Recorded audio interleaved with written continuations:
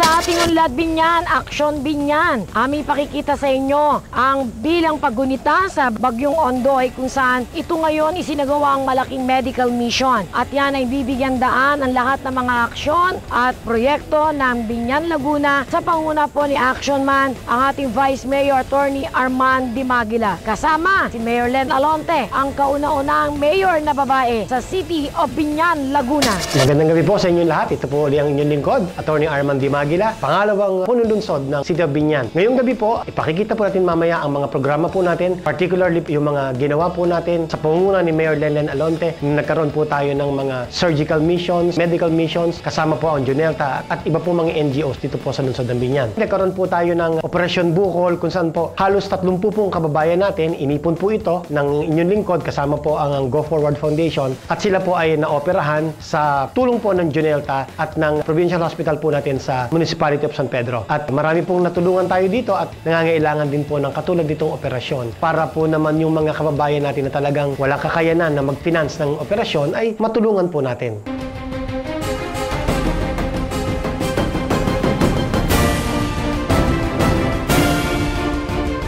Bilang paggunita sa anibersaryo po ng Ondoy, ang ating Mayor Len Alonte po ay nagsagawa po ng isang malawakang medical mission po dito po sa Barangay Langkiwa, particularly dito po sa Southville 5A. Marami po tayong kababayan, particular, dalawa po nila yung kanilang mga anak, at doon nga po ay tuwa ang ating Mayor Len Alonte dahil marami po tayong naserbisyuhan. Nagkaroon po tayo ng concentration ng programa para po sa mahihirap nating kababayan. Incidentally, napakaganda rin po dahil tamang-tama po, ang Southville 5A po ay isang relocation area para po doon sa mga kababayan din po natin na nasa lanta po ng Ondoy. Maganda po ang naging programa at ito po ay kasama po sa tulong po ng Ospital ng Binyan, ng health centers. Very successful po ang ginanap po nating medical mission dyan po sa Barangay Langkiwa.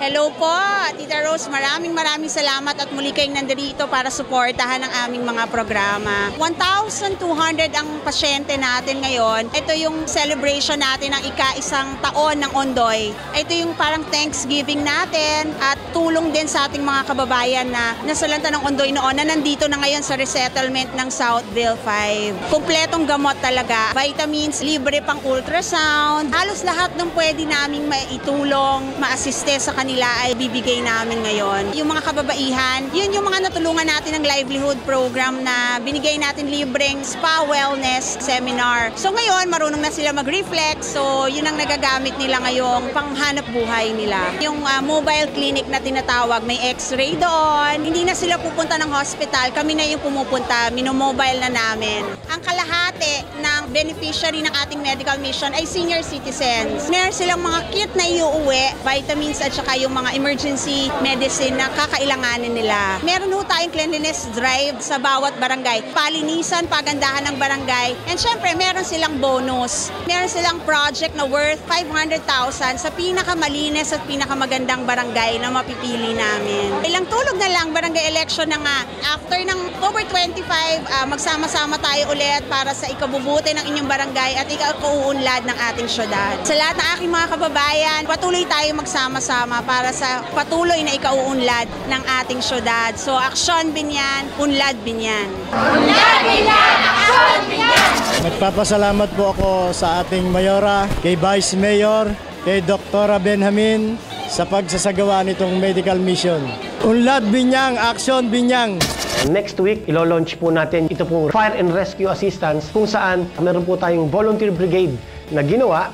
Meron po tayong sariling fire truck na ang gagamitin po natin dito ay chemical fire po. Dahil alam po natin marami naman po tayong mga makakatulong para sa mga ordinary na apoy. Pero nagko-concentrate po tayo para doon po sa mga apoy na medyo mahirap pong patayin dahil ito po ay chemical based para po mabilis po nating mapatay ang apoy. Ang mga tauhan po natin ay nagtitraining para po dito at inaayos po natin ang ating mga gamit mula sa kanilang fire suit hanggang sa lahat po ng pwede nilang gamitin. Ilo-launch din po natin ito po ang ating Women and Children in Crisis Center kung saan ang aking pong law office ay tutulong tumutulong po sa mga babaeng naaabuso, mga bata na in conflict with the law. Tinutulungan po natin yan. Kasama rin po ang drug rehabilitation. Nakita po natin, kasama po natin dito ang Binyan Pastors Movement. Tumutulong po sa moral recovery para makakuha po ng tama at reasonabling sustento sa kanilang mga asawa. At kapag po kinakailangan ang legal na tulong, ang inyo pong lingkod na rin po ang nag-a-assist po para po madala sa korte ang mga kaso nila. Magkaroon ng kautusan ng hukuman para sila po ay suportahan ng kanilang mga asawa. Meron din po tayong ilo-launch na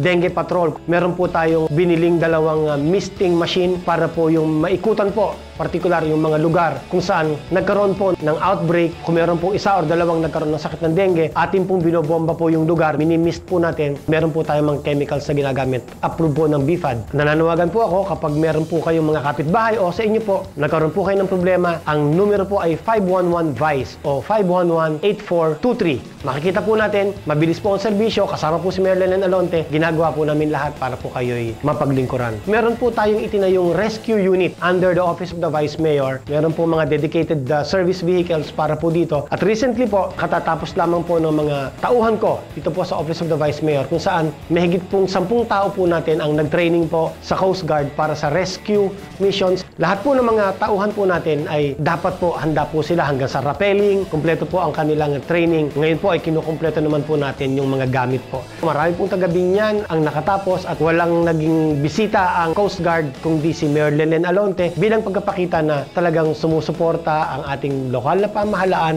Tinatap din po natin ang national government para po naman maging fully trained ang mga mamamayan po natin in case of emergency.